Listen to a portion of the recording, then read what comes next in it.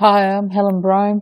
I want to share with you some background on where I've come from and why I'm here today doing what I'm doing. Well, you see, back when I was 31, this was a pivotal time for me. You see, my grandma became unwell and she died, and my grandfather helped me organise the funeral for grandma. And my grandfather wasn't well himself, and 8 days later, he died. So all the things that my grandma had at the funeral, I times it by two: the pallbearers, the coffin, the flowers, the church. What happened for me was that over the next 6 years, I really struggled to be a mum. There was times when I would think, I'm never going to stop crying. I would just start to cry, and I'd cry and cry and cry. And I'd think, but what didn't I do? Why did I do things? I didn't have one of them to help me understand why it was. Had I done enough for them? Had I done it the right way? Could I have done more?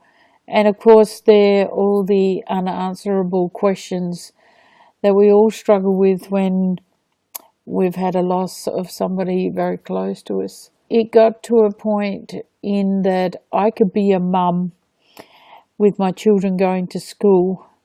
My children would ask questions about grandma or grandpa, lovingly tell them how it was. And one of my stories was that to be empowering to my children, that they knew that their grandparents weren't very far away. Grandma's hanging out the window and she's looking down on you, and she's looking after you and protecting you. When you don't feel her at the window looking at you and caring for you, she's off playing with her brothers and sisters. For me, that was a way of allowing the children to be comfortable great-grandparents to talk to. Now, for me, I was a mum. I stayed as positive and happy as I could, but there for life to go on as a mum with her children. Now, my husband was always there to support me and always there in a loving way, and we worked together on the farm, so we were very close and always have been. But it got to a point that there was an underlying feeling of sadness, real sadness, deep in my heart. And I felt like I could not breathe sometimes. I felt like my head was screaming with so much noise and so much heaviness on my shoulders that I really struggled to be able to stay. And I knew this wasn't normal. Before my grandparents had died, I had everything that I had ever wanted, which was a loving family, us all being together and having a great time and always just being around each other. But now there was this hole that I couldn't seem to fill with anything, that it just felt like it was always something missing. Gone to the doctor, and he actually signed the death certificate for my grandparents. I said to him, I feel awful. I feel really awful, and I don't know what to do.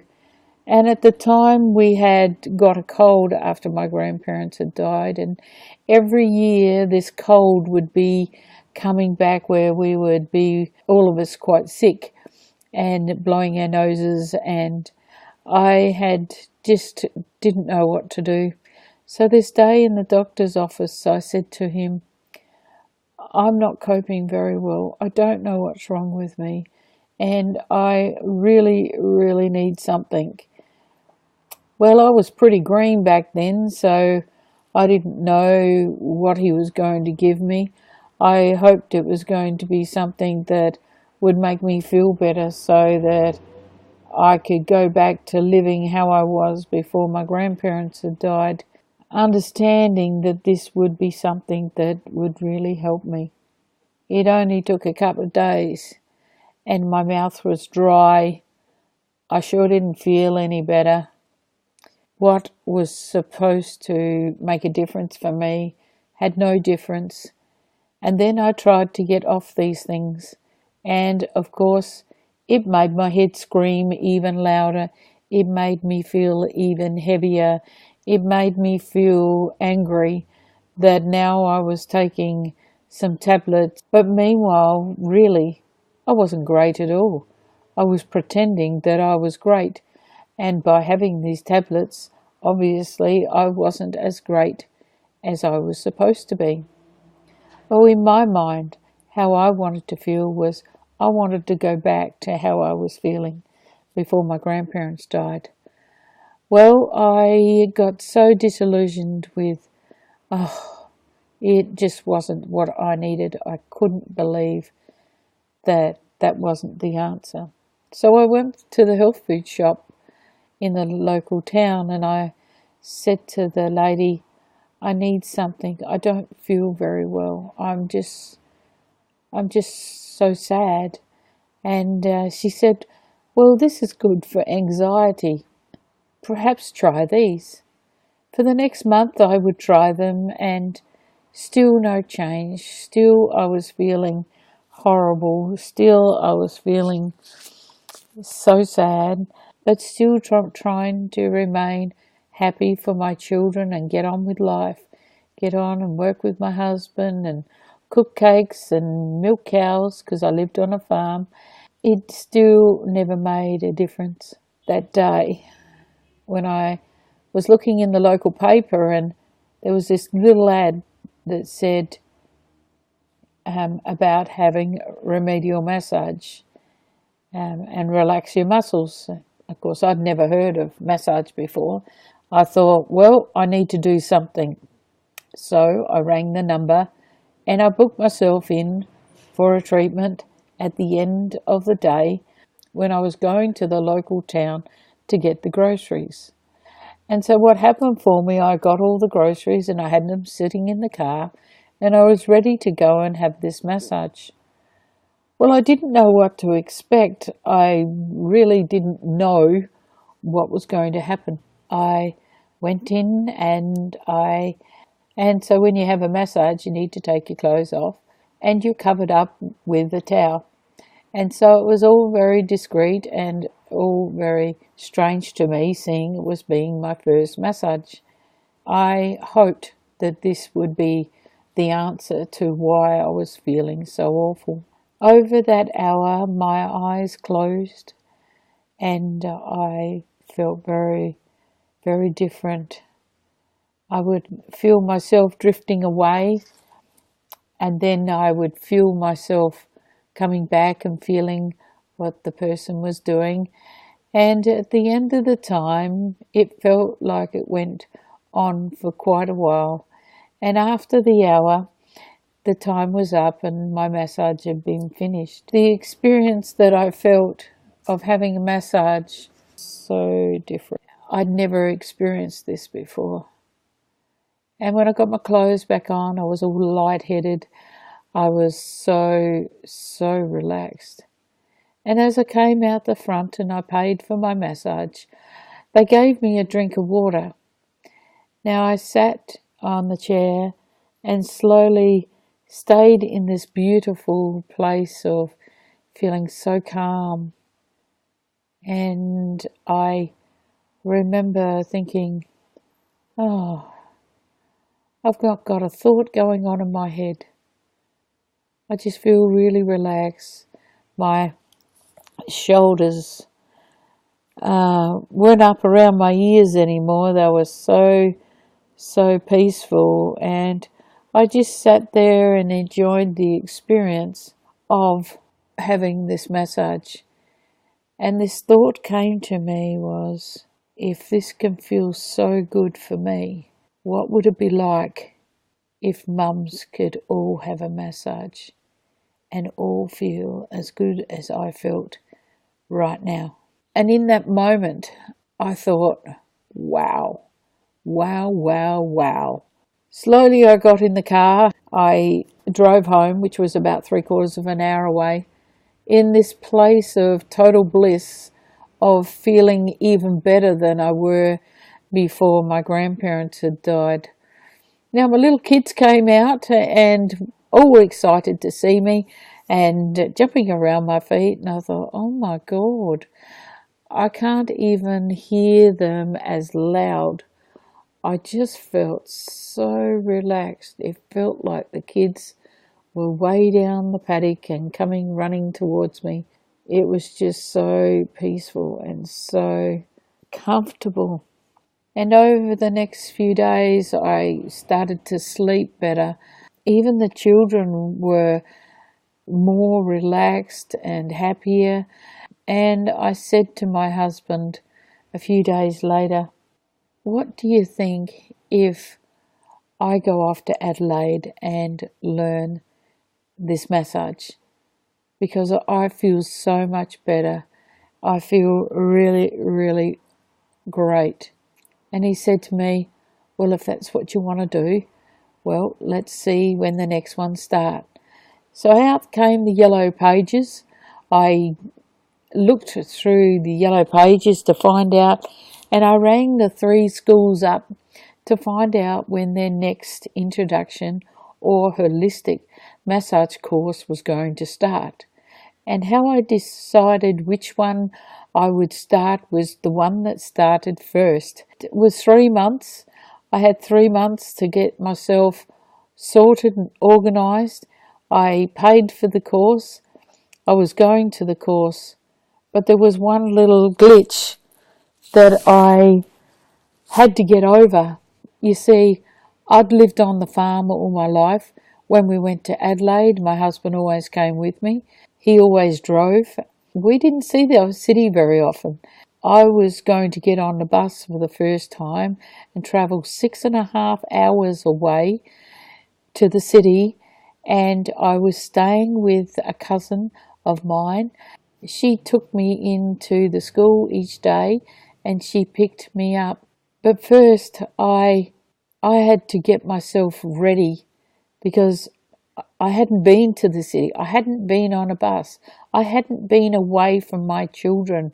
I hadn't even worked out how I was going to, because I had so much, it was just the unknown of not knowing where to go or what to do or how it was going to go.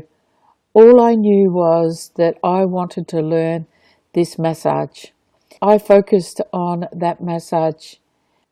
I talked to my little children about what I was going to do. Of course, when children are small, they don't realise that I'm going to be away for 2 whole weeks.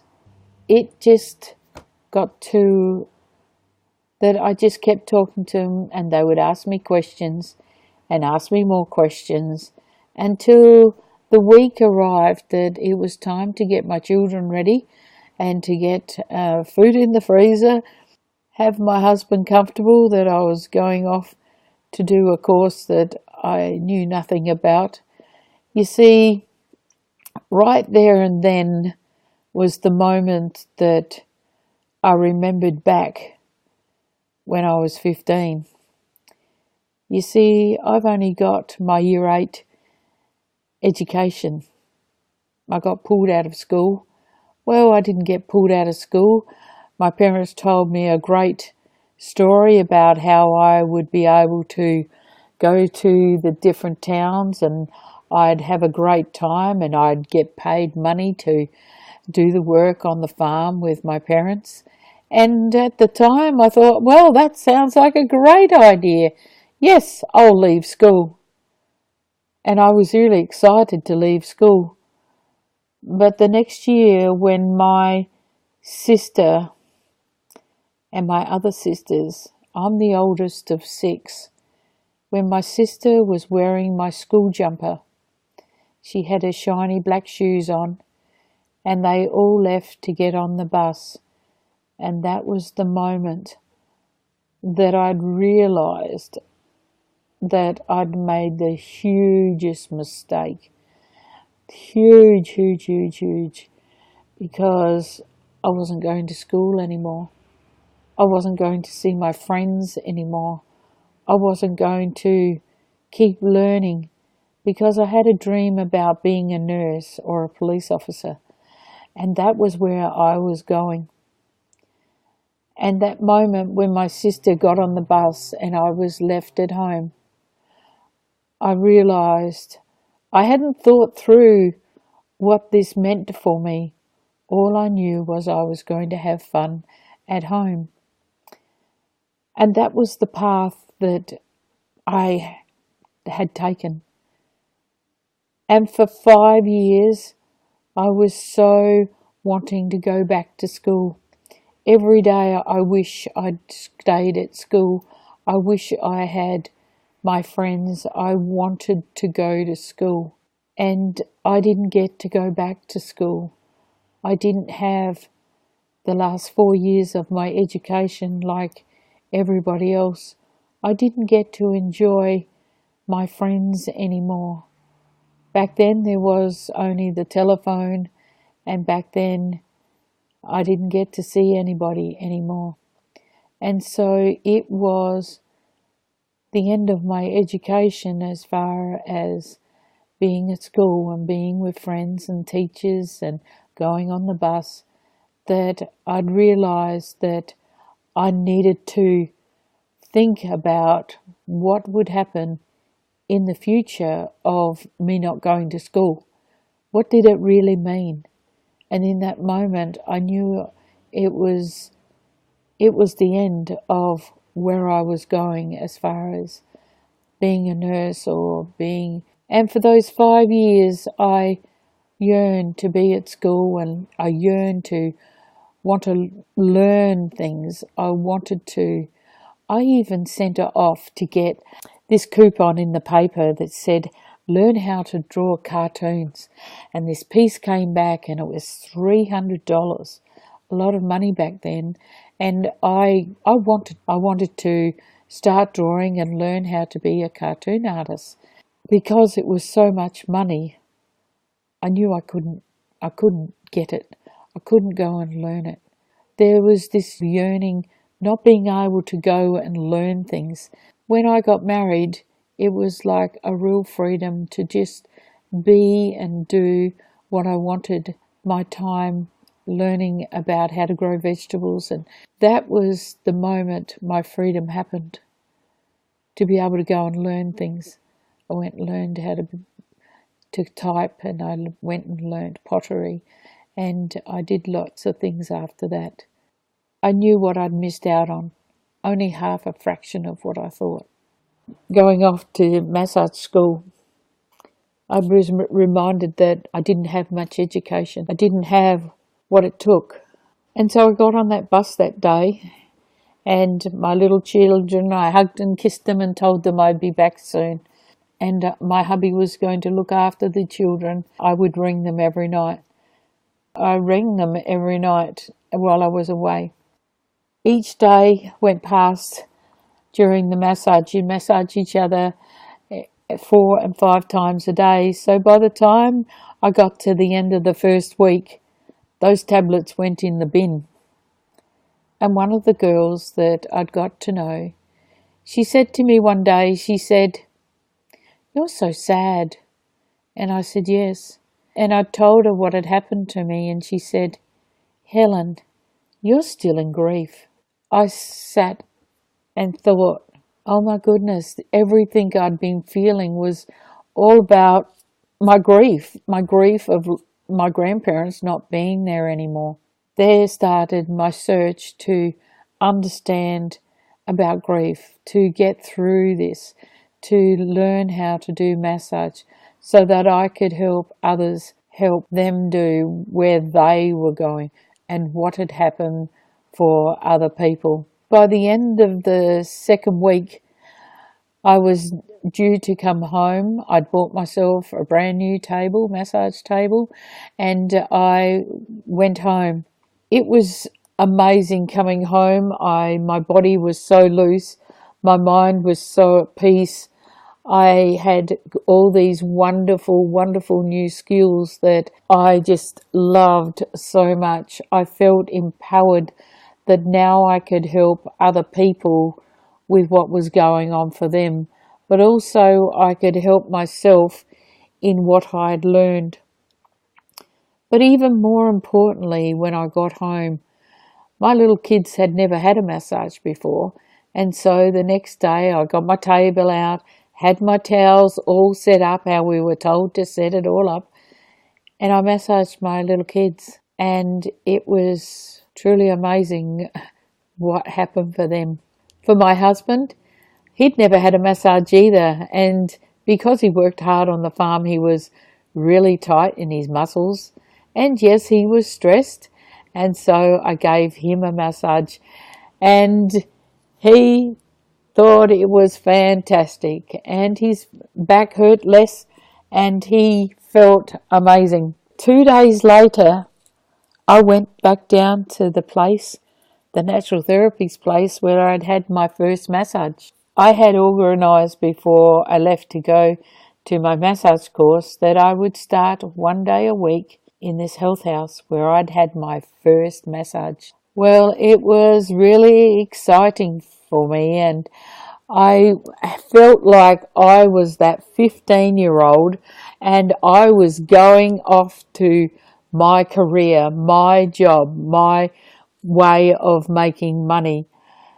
Now, it wasn't all about the money, it was all about that when I was 15, we got paid very little, not often. This was like making my own money. Making money back then was a massage for an hour and a half was $20.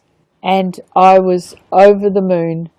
But more important, that I'd had experience helping somebody else, having them feel really happy in themselves and relaxed, and I got $20. For me, my career was off. I was as happy as Larry. I learned so much. I enjoyed every minute of what I was doing. That helped me with my children, learning how to massage and how to have my children relaxed. It also helped me. I learned how to coach, and I learned how to listen to my little kids, listen to my clients, and support them in what their upsets, their traumas, their things that weren't working for them. It was an amazing time to express who I was and what I wanted for myself, my clients, and for my family. That my family started to feel like I was becoming even better. Continued on to this day doing what I love as a massage therapist, a coach, now a author and mentor, and continue as massage is a very one-on-one in your room. I really love, but also now globally, being able to help people from a distance, being with people and helping people in any area of their life. I'm helping others. It supports me. I grew up the oldest of 6 children, and so my job was to look after everybody, made sure that they were safe and secure. And so as a young mum, I've done the same thing of looking after my children and my hubby and our farm and our animals. I'm looking after people. I'm looking after my children, and now I support and love and massage my grandchildren, which has been the greatest joy of my life so far. It continues because I love to support people around the world, and I've met some beautiful people across the globe, and I look forward to continuing what I do, making a difference to everybody that I meet, having them feel the way I felt when I came home from my massage and I became the practitioner that I wanted to be. So thank you for now, and I continue my story with you from this point on, and I look forward to sharing more.